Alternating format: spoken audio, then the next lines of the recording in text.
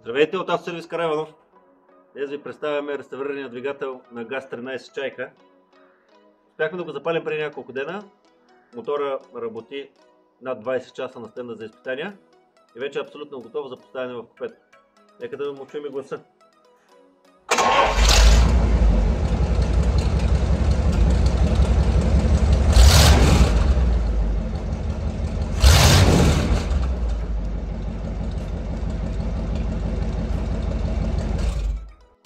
Нека да ви кажа малко любопитни факти за автомобила ГАЗ-13 Чайка.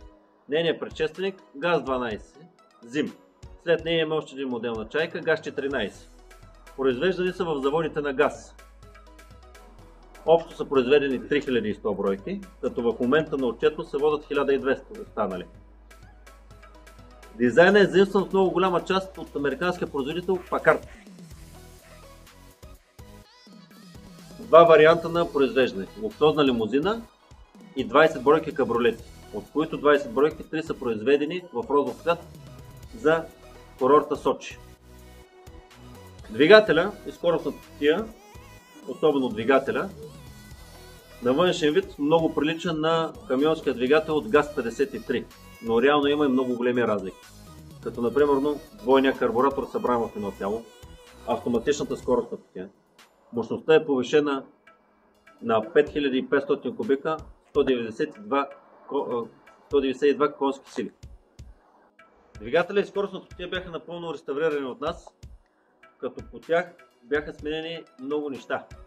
Бяха подменени ботала, бяха подменени основни биелни лагери, комплект гарнитури навсякъде, рециклиране пълно на главите, рециклиране на водна помпа, рециклиране на генератор, на стартер, на карбуратор, на радиатор.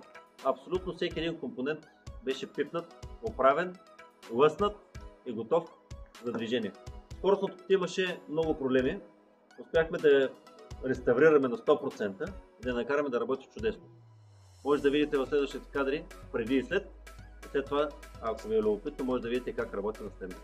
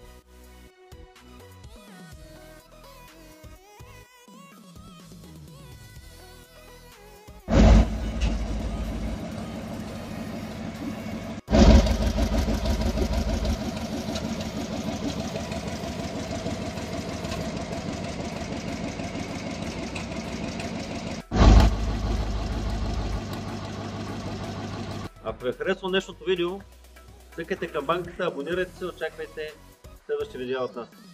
Хубав ден!